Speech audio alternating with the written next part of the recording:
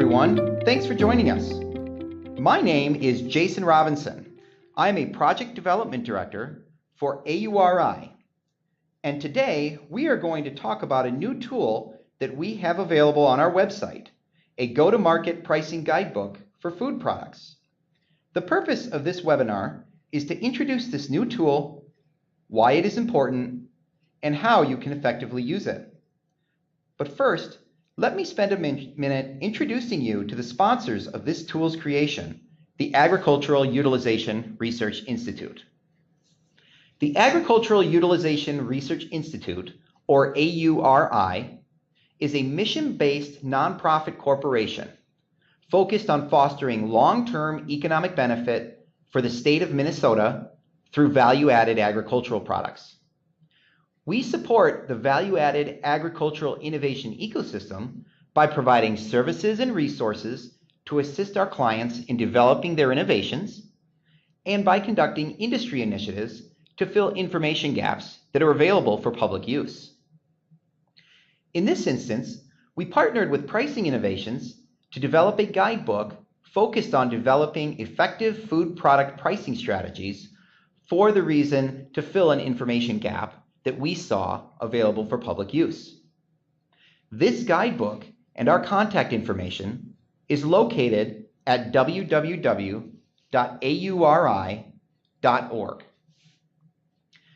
So to get started, let me introduce our guest speaker today, Esra Kuchukchivchi, the CEO and founder of Pricing Innovations. Esra, go ahead and take it away. Hi, Jason. Thank you for having me here. I am very honored and pleased to be part of your initiative to support our local food community here in Minnesota, particularly food entrepreneurs.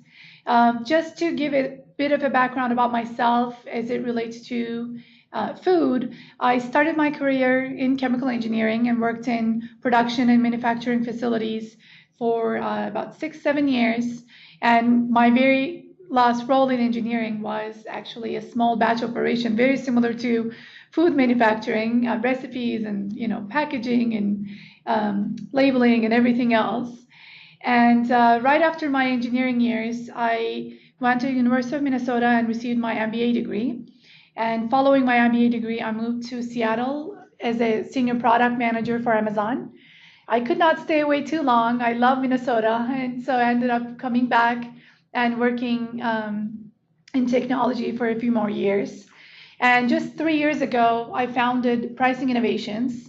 Pricing Innovations is a product consultancy focusing on pricing and monetizing primarily new products. And while we started with pricing and monetization strategy for new products, very quickly the practice actually turned into innovations in pricing monetization as it relates to how pricing and monetization can fuel your growth strategy and how it can help you execute your growth strategy. So in that context, this is how we developed this guidebook for food entrepreneurs in our local economy. So primarily what we're talking about today is developing new food products and the factors that influence your success rates. What do you need to think about in terms of developing new food products? Launching your food business. Where do you begin? Because this is kind of the most important question or the most frequent question that we hear from food entrepreneurs all the time. How about scaling? What does it take? What factors do you need to consider for scaling your food business? And finally, what does it take to make it in the market? Because be it a nonprofit company, for-profit company, all the companies, number one goal for all the companies is to continue doing what you set out to do. What does it take to make it in the market? So those are the things that we're talking about in this guidebook. And this guidebook was designed as a reference resource, more than anything, for food entrepreneurs to come back to, for making informed decisions for any of these stages, either developing or launching or scaling or really considering where the next phase of growth is going to come from. So in our work as a product and monetization consultancy, what we've uncovered is that Your go-to-market and growth strategies are as good as the questions you're asking. And in most cases, each particular space requires a different approach to asking questions. In other words, you have to formulate the key business questions for the specific needs and dynamics of the space. That's the reason why we designed the guidebook as a resource for asking the right questions. In each of the sections, we first introduce the fundamental go-to-market principles as it relates to each topic, such as your channel strategy, your testing and validation, so on and so forth. We then ask 5 to 10 questions for you to consider for your own business about that particular topic. Specifically for food entrepreneurs, we also develop these sections called Food for Thought to exemplify how a fundamental go-to-market concept can be applied in food. During our research for this guidebook for AURI, we talked to various food entrepreneurs. We talked to big box buyers, food product developers, brokers, investors, and we also included their wisdom in this report. The examples they gave were actually exceptional. They were very applicable to what we were talking about, and we put their examples and we placed them in each of these sections.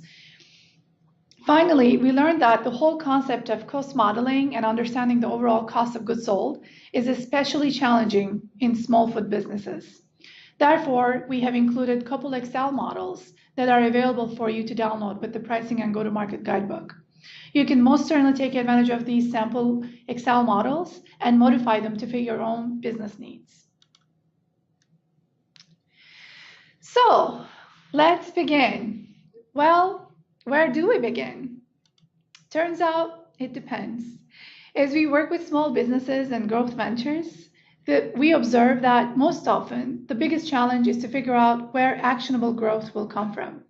Especially in food businesses, this equation is very complex when you think about all the options: selling in new and different channels, expanding your product line, changing your pricing, introducing alternative packaging options, enhancing your brand, running promotions and marketing campaigns, getting into different distribution agreements, negotiating a better co-manufacturing deal.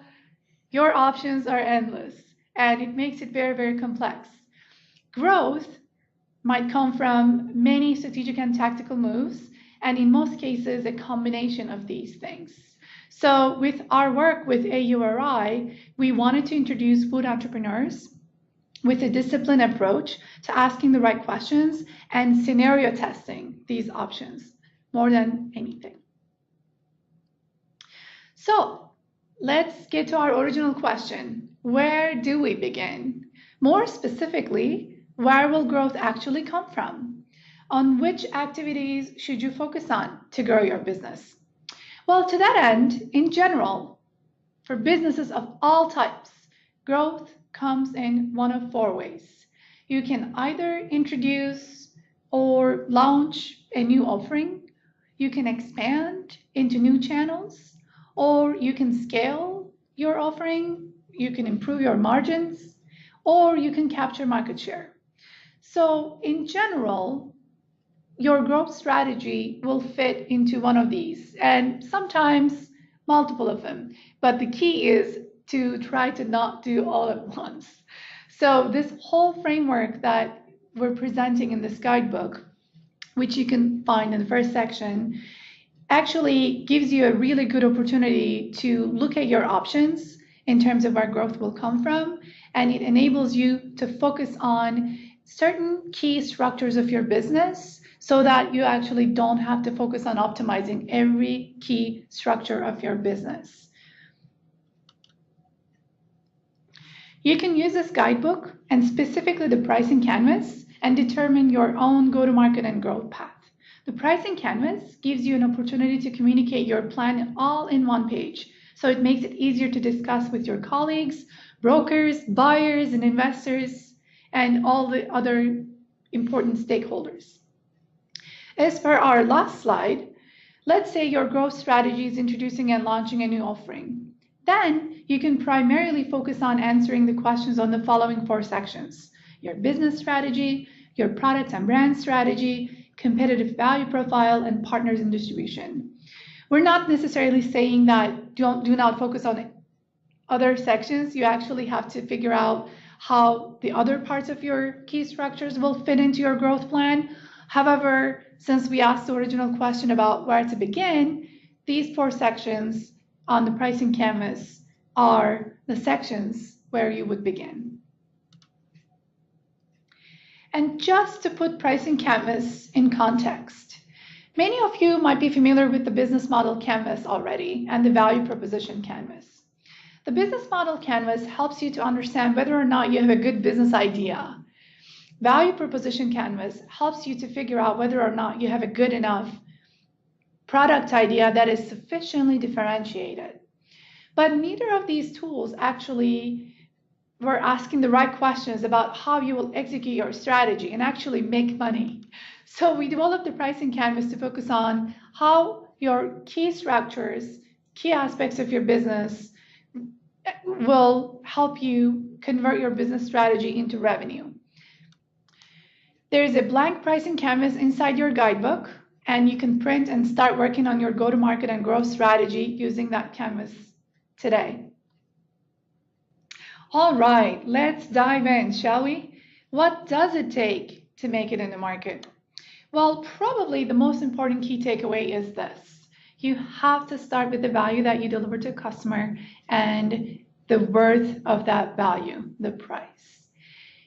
Unlike what most food entrepreneurs or entrepreneurs in general think, rather than determining your cost and adding an acceptable margin on top of that cost, we actually have to turn that thinking around. We have to develop what we can sell, and we have to align our cost structure to meet our price, not the other way around. In food, where most decisions are contextual and relational for a customer, you have to determine the price that you can charge first, and then develop the offering to meet that pricing requirements with the most favorable cost structure.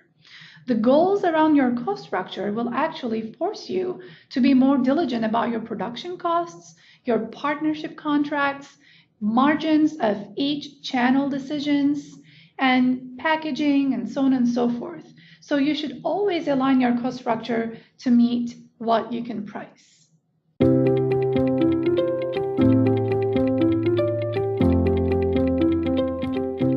Right, let's talk about value, because value is probably one of the most important notions in this exercise. Well, first of all, value is created by you. It is evaluated and realized by the customer. Value is exchanged between you and the customer, and value, unlike what most people think, is a quantitative notion. And most importantly, for our session today, it is not your customer's job to quantify it. And here's what we mean by that. Unlike what most people think, value is a quantitative notion, and it is defined as a difference between a customer's willingness to pay and their opportunity cost for the next best competitive alternative. So as you can see, a value proposition actually must include all the aspects of your offering. If no value is created if nobody is willing to pay for it. And to increase the value that you created, you have to increase the willingness to pay. To increase value, you also have to increase the perceived differentiation. What we mean by that is that the value that you have created depends on what your offering does better or differently than the next best competitive alternative. It is really important to communicate the outcomes of the benefits that you're claiming in order to drive willingness to pay in relation to all the other offerings in the marketplace.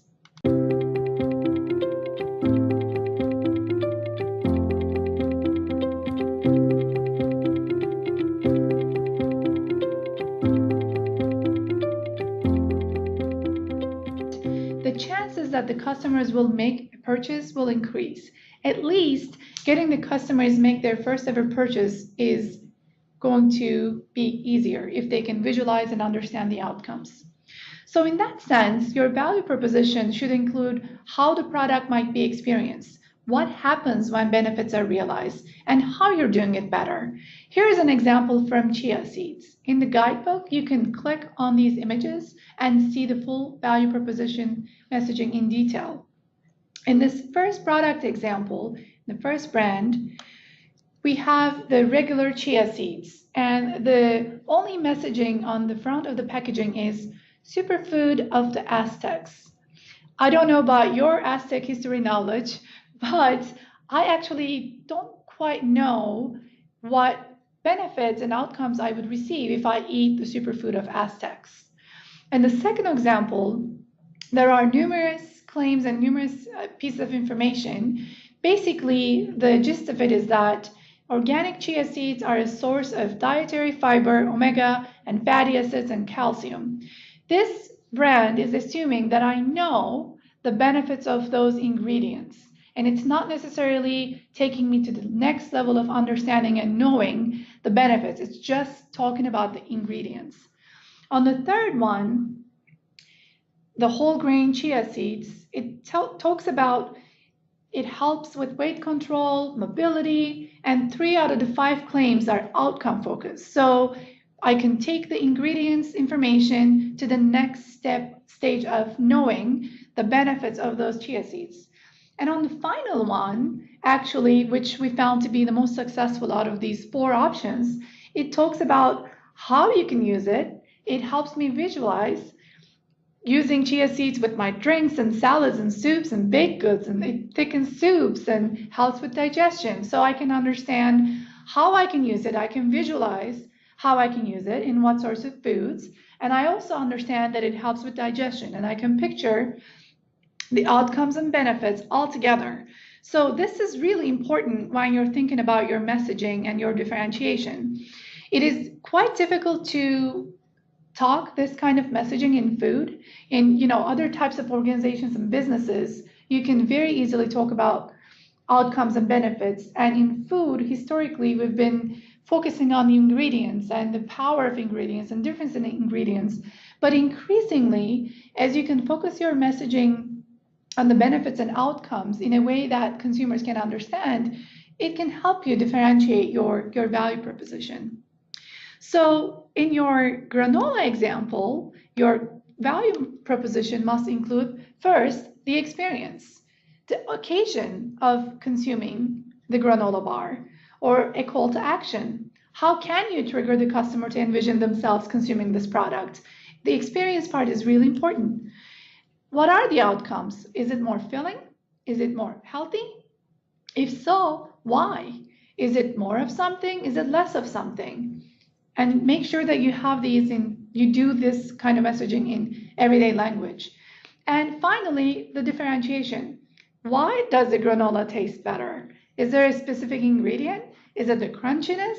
Is it a new flavor or a technique? Is it free of allergens? What is it, right? So it's really important to articulate the experience, the outcomes, and the differentiation all at once.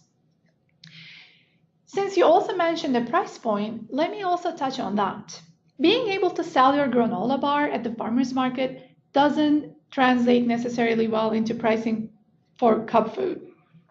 The purchase context is entirely different, particularly the presence of other alternatives during the purchase decision. At the farmer's market, you're basically making a choice for immediate consumption, and you may be choosing between the flavors of the same brand.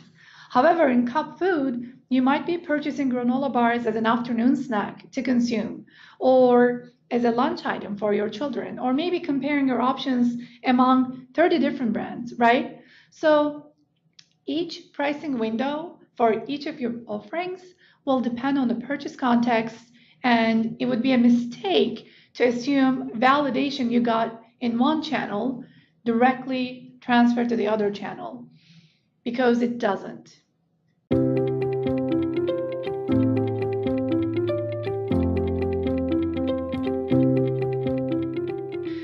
Right, about your barbecue sauce question. So we would follow the same argument as a granola bar. Co-op pricing options don't necessarily translate to big box retailers, right? First of all, demographics matter. Let's say you're selling your barbecue sauce in a single co-op in a neighborhood where the residents are very selective about their barbecue sauces and they appreciate your brand over the 3 other brands in the co-op, right? Well, you go to Target where the shopper demographic is considerably different and consumers are selecting from among 20 options. You have to treat each pricing opportunity as a unique exercise. So your pricing opportunity at a co-op will be different than Target, and that will be quite considerably different than Costco.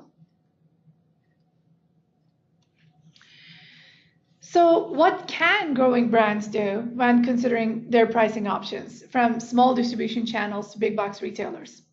Well, first of all, you must know the pricing architecture of your category. An example we work with in the guidebook is from water. An example of pricing architecture from water is that sparkling water is priced differently than enhanced water, which is priced differently than still water. Understand the hierarchy and desirability of each of these different products within your category. When the category's pricing structure is set, you might have little to no influence to change that. You have to know what makes your offering quite unique, and you have to articulate it very clearly. So one of the experts that we talked to as part of this guidebook preparation is Keith Walter from Target. And he said, it's very difficult for a small nascent brand to break into a new category. We look for distributions with smaller chains first. Big box retailers would not be willing to take the risk unless the offering is exceptionally unique, with clear differentiation and successfully delivered brand promise. So these are really key when you're transitioning from a smaller distribution channel into a large distribution channel. Probably the most important insight, however, is this. You must have a value proposition not only for your consumers, but also for your buyer. You'll only win when your buyer's growth strategies align with yours. One other thing that our expert Keith Walter said was, do not focus just on your value proposition to the consumer. You must have a separate value proposition for the buyer. Why should your product be included in my assortment? You should be able to do better than what I can do just by process of elimination. And he's right. He said, see my set, see my colors, see my labels, see my shelves, and then figure out how you will pop out. So it's really important to get your value proposition right for your buyer in the context of the overall category. So back to your barbecue sauce question. You might be one of the very few brands in a co-op at a higher price point for that very particular demographic or the location that you are. As soon as you get into a big box retailer, the game changes, and it is all dependent on the overall category, the assortment, the set, the colors, the labels, and the pricing hierarchy within that category and within that chain.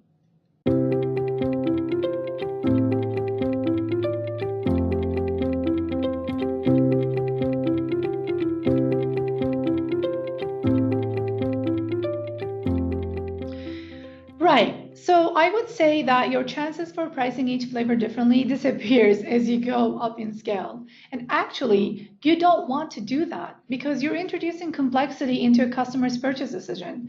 You're forcing me to not only choose between brands, but also between flavors. Different pricing for different flavors increases the difficulty of making that choice. So instead of putting the customer through that difficulty, you should address your cost and margin requirements for your overall product mix using your financial model. Evaluate your costs and margins for each option and calculate a blended price that meets your overall margin requirements. So speaking of your product mix, when it comes to your product mix, you have to treat every variety, distribution, and channel as a different offering. Your packaging strategy is key to create price discrimination and align your pricing with your channel's dynamics. There are some trends that you can consider for packaging and offering your product differently to meet your margin requirements. Some of these trends are as follows. For example, fewer person households. Consider fewer quantity per unit, resulting in higher margins. Smaller portions is another trend. You can test alternative price points for constructing a volume price curve using smaller portions. You can also focus on distinct e-commerce only offerings. You can establish your brand, get very quick feedback on mass adoption, and you can test alternative promotions. And it's easier to do that on e-commerce than any other channel. Dinner occasion is another trend, right? Understand if you can make a differentiated play with this really growing hot trend. Cooking at home is probably one of the next major healthy food movements, and the consumers are increasingly asking food suppliers to change how they do business and provide healthy options for cooking at home. So on the supplier end, any of these trends might change the cost equation quite drastically. Therefore, you should at least make sure to have a cost equation, literally a financial model that can help you test scenarios of any of these options. I will give you another example from this morning. I just stopped by the bagel shop as I was coming here, and I realized a 5-ounce Chobani in the counter, right? Just as I check out. So the 5-ounce Chobani was $2.69 at the bagel shop, and a 40-ounce Chobani is $4.69 at Costco, and a 15-pack Chobani is around $13 at Target, right? So that's what we mean by treating every offering and every channel differently, because your pricing and margin opportunity changes drastically. And when you are looking at your financial model for optimizing for your product mix and your channel mix, you should treat this as an optimization exercise of the whole mix.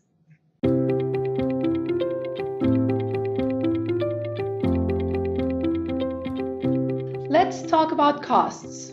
While we were preparing this guidebook, this was the hottest topic that we ran into by all entrepreneurs at all scale. There are numerous levers in your cost model that you can pull and change the equation for your bottom line or your top line. First of all the inputs matter, and we're not just talking about the ingredients. Ingredients, labor, rent, packaging, distribution, and channel costs are all inputs to your cost equation. Your gross margin requirements per channel are also another lever that you can pull. Your built-in sales scenarios to test these margins are going to be really important for your cost model. So let's look into what we mean by that. As part of this guidebook, we prepared 2 sample cost structures for you. You can make these cost models your own, enter the inputs of your own business, and see how each input impacts your bottom line and your top line. One of the most difficult aspects of getting your cost structure right is to factor in step changes of scale, scaling up, scaling down. For example, if you're scaling from a $1 million business to $4 million business in revenues, it will likely impact your cash flow quite negatively. Therefore, plan for each scale factor to revise your model and ensure your model can accommodate scenario testing. Also, keep in mind that all scale and growth must be accompanied by marketing and promotions. Promotions are margin neutral to the retailer, so you have to be careful about how you factor in marketing and promotions to every time you grow in scale.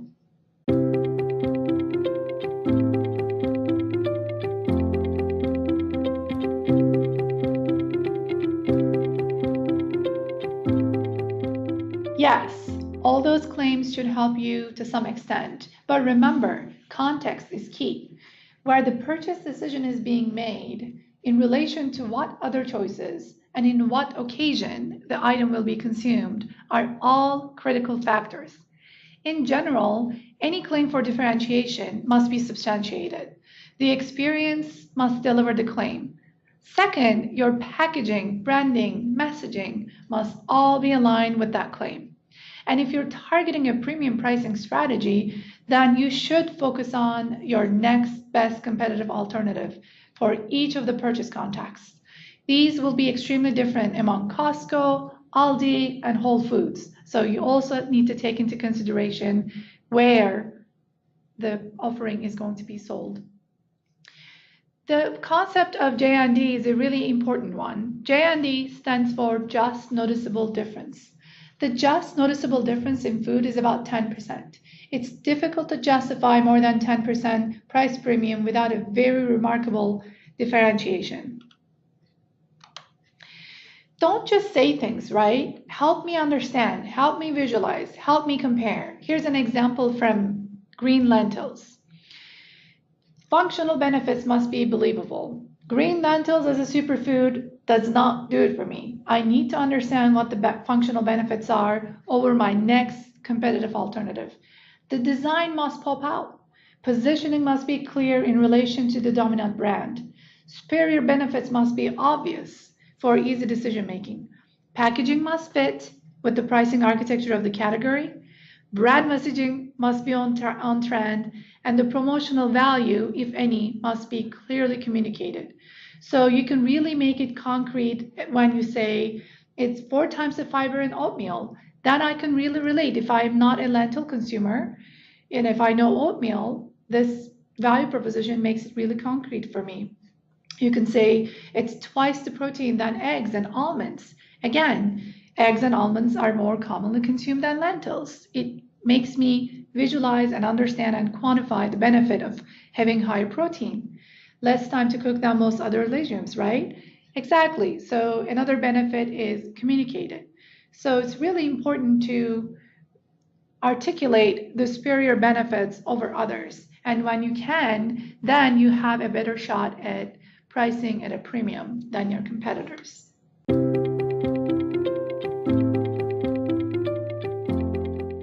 So let's dive into pricing. In pricing, validation is key, and there are really 4 important aspects of validation. First one is secondary data, external data. Look for all the different sources of data that you already have. And if you don't have enough quantitative data, University of Minnesota's Business Reference Library is a fantastic source of information. And most data at the University of Minnesota's Business Reference Library is free when you use their on-premise computers. Second is your sampling group. Where are your sampling group participants coming from? You have to think about each of your offering channels differently, remember? So farmers market crowd may not be the right sampling group for your testing, for your pricing, for target. Make sure that your sampling group truly reflects the customers of your target channel segments. Third, look for conflicting pricing signals that you get during trials. Take advantage of being in context and face-to-face with people. Ask why they're giving perhaps conflicting information, or perhaps one group gave you a higher pricing receptiveness than others. Dig deeper, ask why. And finally, study your early sales numbers. Are they anticipated or different than what you planned? In the guidebook, we provided a lot of good examples on this, a lot of good ideas and considerations for pricing and price testing. So I'd say definitely refer to the pricing section in the guidebook. And just as a summary of key takeaways to answer your question, when it comes to pricing research, this takeaway is the most important one. Research coming from the behavioral economy field tells us that people are terrible at predicting what they will do in the future. A common mistake pricing researchers make most often is to ask customers directly what they would be willing to pay for a product. You are very likely to see or read statements such as, who other than your customer would know about what they're willing to pay? Well, this point actually is not supported by research. When you ask directly, human beings are terrible at guessing what they will likely do in the future. So one of our experts who contributed to this guidebook is Carly White from General Mills. And she said the same. She said, never ask for price directly. The best way to learn about people's willingness to pay for premium is to give them a budget to spend and then learn about the reasons behind their decisions. And we really support that school of thought. Another mistaken methodology that we run into is asking consumers standard questions such as, at what point does a product start to get too expensive for you to consider? Or sometimes we hear, at what point it would be so inexpensive that you wouldn't consider it as sufficient quality? These researchers aim to get to a pricing window by doing so. However, this way of price testing doesn't sufficiently stimulate a purchasing decision. Therefore, it should also be omitted. A better approach, where possible, is to get consumers as close to the purchase context as possible and then ask them to spend $100 among the options available to them. Obviously, we're not talking about handing them $100 to spend, but if the consumers had a hypothetical $100, you could ask them how would they spend their $100 for making a purchase from that category. What you're trying to get to is to quantify the value of your offering in relation to all the other options available to them. Remember, value is the difference between willingness to pay for your product and the opportunity cost for the others. This relative ranking out of the $100 exercise provides you with a good understanding of your relative value. Once you understand the relative value, then you can individually ask customers to choose from the purchase likelihood statements on the slide and repeat the exercise as many times as possible. You can use this approach for measuring consumer preference for size, quantity, channel access, taste, purchase frequency, occasion, among others. Just to keep in mind, you're testing one price point at a time. For example, how likely are you to purchase this package of 24 granola bars for $24.99 is one series of testing. And if you want to test another price point, you have to test that price point with a different sample group and individually. One last point, do not trust on focus groups for price testing because groupthink and influencing the overall group and anchoring the overall group at a price point doesn't give you valuable information because every single one of these purchases are made in context and by the purchaser himself. So focus groups do not help with pricing research at all. So keep that in mind. The occasion is also really, really important. And we created a whole food for thought section on that. Another thing Carly White was talking about during our research process is that she said, it's important to ask people, when do you see yourself consuming this product? People generally know when they won't eat something, she said. And she's right. Brands are increasingly shifting towards reimagining the way they develop new food offerings. And that's mostly based on consumption occasion. Your package count, number of units in the package style, distribution, promotion strategies might vary significantly based on your consumer's response. Earlier, we were talking about the yogurt example from just this morning, right? Generally, product offerings for immediate consumption can be priced at a premium than products that are purchased for later consumption. And the occasion of consumption gives you a lot of opportunities to create price discrimination and improve your margins. Here's another great example of alignment, the occasion, and your value proposition, your packaging from Enhanced Water.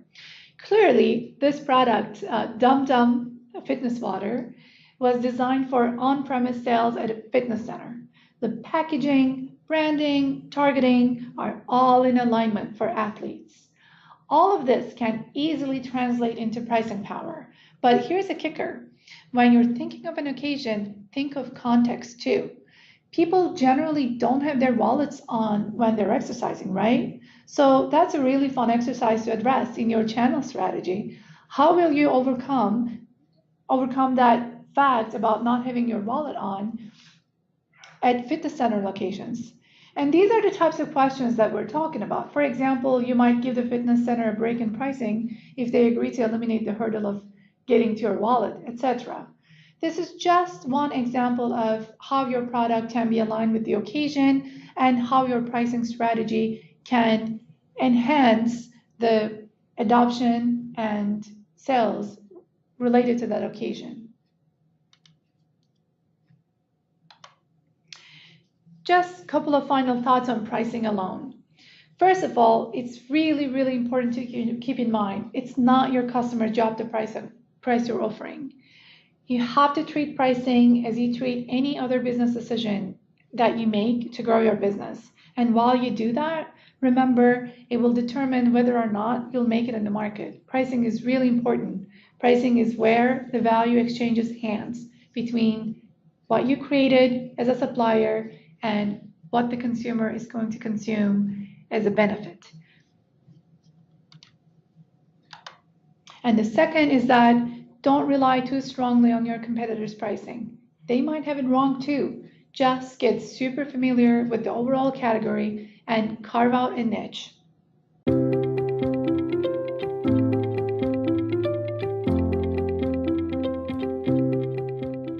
So let's talk about channel strategy for a second.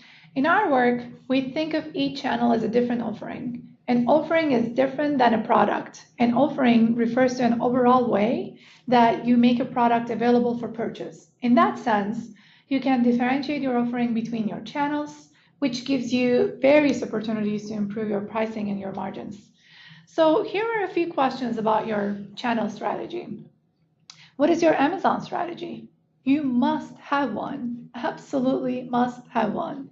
Another one is, how are your go-to-market, marketing, and promotional strategies different across channels? Because we cannot and should not assume that your go-to-market, marketing, and promotional strategies are going to be identical across channels. If they are, take a look at your margins. You might have some opportunities to improve some over others. Will you sell direct?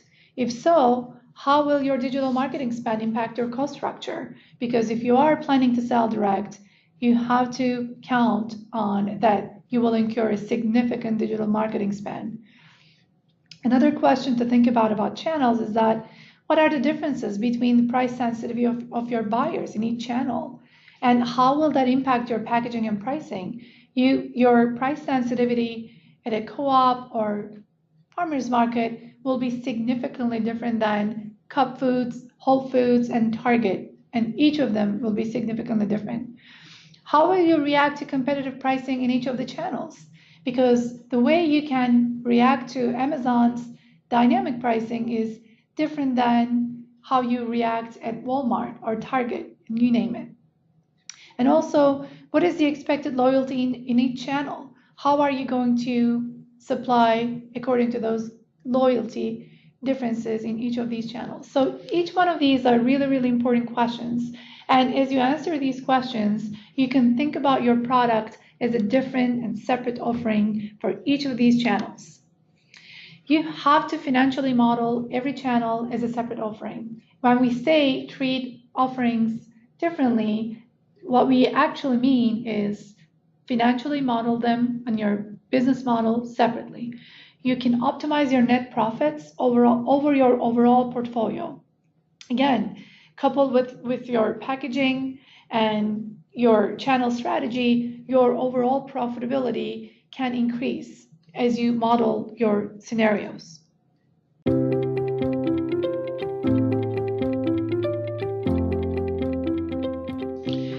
Earlier in our conversation, we were talking about how pricing can be a source of innovation in and of itself. And here's a great example of that from Brandless. So the big innovation at Brandless is that they sell a wide range of household items, all at a single price of $3. They are a great example of a new model that is easy to differentiate from their set and also easy to communicate to their buyers. They have minimal branding and distribution costs because they sell direct, and it is reported that they can offer their goods at 40% less cost than most national brands because they eliminate parts of the cost for marketing, branding, and advertising, and so on. So they are targeting millennials and focusing on convenience and mission-driven messaging because they also donate a meal to Feeding America for every Brandless order. So such a model will heavily depend on whether they can deliver the quality aspects of their brand promise, right? So if they can deliver on that promise, then they are likely to be successful. But if they can't deliver on the quality aspects of that promise, packaging alone or pricing alone will not necessarily do the trick. But if they can, the pricing innovation that they set out to do is actually a pretty remarkable one. So we talked about a lot of strategies and tactics for growing your food business, anywhere from your product line strategy to your branding, your packaging, your channel mix, so on and so forth. Here are some final thoughts for you to consider as you're going through each of these options. First of all, always start with the price. Only when you know what you can price, you can optimize your cost structure to your required margins. Second, validate and optimize your pricing for each offering individually. And keep in mind, what we mean by this is your product being offered at a different channel for a different occasion makes up for an individual case to be optimized separately. And when you're making overall growth decisions for your business, consider the impact of your product and channel mix into your growth structure. Every step change in your business introduces a new cost lever to your financial model. So you have to see the impact of the cost for each of these channels and product offerings separately. And finally, remember to use your AURI pricing and go-to-market reference guide. We have structured this reference guide so that you can come back and ask the right questions relevant for that particular stage of growth each time. And we believe that this will be very helpful. And if you have any questions, definitely reach out with comments or questions. We are always here to support you. And thank you so much for listening.